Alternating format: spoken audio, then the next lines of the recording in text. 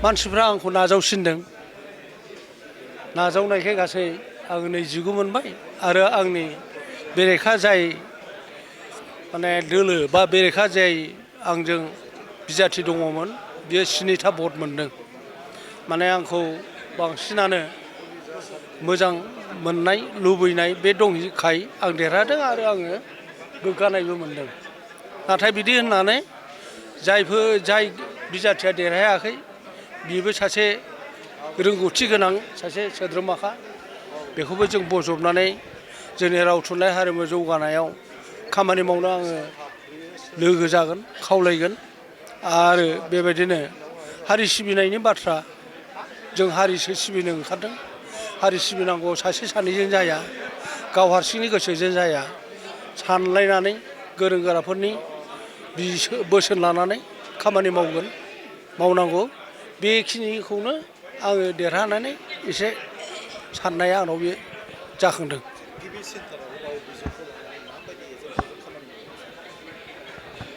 बिजों नङाबाथ' रावनि फारागा थाबाय थायो आं ओंखायनो बुंबाय थायो जे जोंहा बिजोंखौ गोसो होनांगौ जोंनि रावा बिजों गैयैयावनो जेराव जाय थादों बेजों खारफानानै बेंगलनि बर'फोरखौ जों बोदोनारि होनदोंमोन गवालपारानि बर'फोरखौ जोङो गवालफाख्रारि होनदोंमोन नगावनिखौ नगिया बेबायदिनो नैबे सानजानिखौ सानजारि होनदों आरो रावफ्राबो फाराग फैदोंमोन नाथाय बिजों जानायनि उनावहाय दिनै जोंनि रावफ्रा एसे स्र'आव फैबाय मोनसेयाव फैबाय आगोलाव असमिया रावानो नों गवालपारानि नलबारिया नगाव गलाघाट लखिमपुरनि रावनि गोबां फाराग दङमोन नाथाय बे रावखौ बिजों जेब्ला जाबाय मिडियाम जाबाय आगोलाव जरहाट बेसनि असमियामोन आहम बेसनि दा गासैबो गोरों गोरा असमिया मानसिफ्रा गुवाहाटियाव थाबाय गुवाहाटिनि गेजेरजों गुवाहाटिनि इन्टेलेक्सुवेलफोरनि खालामनायजों दानि असमिया रावा जौगानानै दं जोंहाबो जोंनि हारिनि जोंनि बर' रावखौ खौसे खालामथारनांगौबा मोनसेयाव लाबोनांगौबा जोंहा बिजोंखौ जोङो बर'फ्रा गोनांथि होथारनांगौ आरो बिजों लाब्लासो जोंनि राव थुनलाइखौ फेहेरनायाव गुबैथारै थुनलाइ सोरजिनायाव जोंनि बिजोङाव फरायनायफ्रासो गोहोम गोग्लैयो आरो मालाय रावनिखौबो सोलोंनायनिखौबो गोनांथि दं सोलोंहोनांगौ राहा लानांगौ बायदिखौबो जों साननो गोनां दं आरो गोलाव समनिफ्रायनो जिथु सावरायजाबाय थानाय बर' फरायसालि थैलांनायनि जेंना बेखौ माबायदि सुस्रांनायनि राहा लागोन जेरै जिथु गाहाय बिबानाव जोङो जा हारि हिसाबै थांनानै थानायनि जोंनाव बयनावबो जुजिनाय दं आरो नांगौ समाव जोंनि अलखदखौ नुयोबा जोंनि मानसिफ्रा बे बिथिङावबो बिजों फरायनायनि बिथिङावबो जुजिथारनांगौ बिबान दं जुजिनाय खामानि मावसिननाय बेयो मोनसे हारिनि थाखाय जोबोद गोनांथि दं ओंखायनो जोङो जोंनि रावखौ लाखिथारनांगौनि थाखाय बिजोंनि गोनांथि आरो बिजोङा जुदि गैया जालांबाय थायोबा बे हारिनि जेबायदि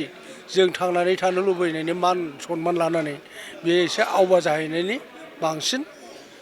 माने लामाखौ नुहुरो आरो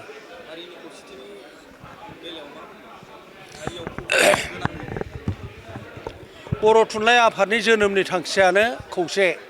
बर' हारिखौ खौसे खालामनाय 1952 मायथाइयाव जे बर' थुनलाइ आफादा जोनोम जादों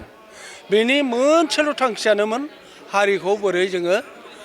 राजखान्थिजों गावस्रानानै दङमोन धोरोमजों गावस्रानानै दङमोन समाजजों गावस्रानानै दङमोन नाथाय बर' राव थुनलाइ आरो हारिमुखौ जोंहा दहाय होनानै हारिखौ खौसे खालामनायनि गुदि नाजाजेननायानो बेनोखा हारिया खौसे थाथारनांगौ आरो हारिनि खौसेनि थाखायनो आं जे बिबानाव थाबोदों आगोलाव बे समावबो नाजाबोबाय थादों बड' नेशनेल कनभेनसन आं खुंबोनाय मोनदों नैबे हान्जाजों बै हान्जा जोंनि गेजेराव दा सब समय मा नुयो माबा मोनसे मोजां रायलायनांगौबा बेबा मा हान्जानि गावजों गाव फोथायलायनाय गैयै जोंनाव थासारि बे थासारिया जाथिनि थाखाय मोजां नङा दिनैबो दानो बे उमुख हान्जानि बिनि सिगाङाव रायलायजायालै बे बारहावाखौ मानो लाखिनांगौ बर' साहित्य सभायाव बिबान लानानै आङो बेखौनो गुबैथारै सिगां मावनांगौ बे दायथ'खौ आं सानबोबाय थायो आरो दाबो बे हाबाफारिखौनो लागोन होननानै आंहा फोथायनाय दं। गोबां जिल्लायानो नोंथांखौ भट होनानै देरहासार होबाय बे बेलायाव साबायखर थाबाय मानो होनबा गासै स्निया आंनि उल्था बिजाथिया मोनदों आं 29था मोनदों बे हिसाबै साबायखर होबाय आरो जाय आंनि उल्था बिजाथि बेबो गोरों गोरा मावबोखानाय मानसि बेखौबोथ' जोङो गारनो हाया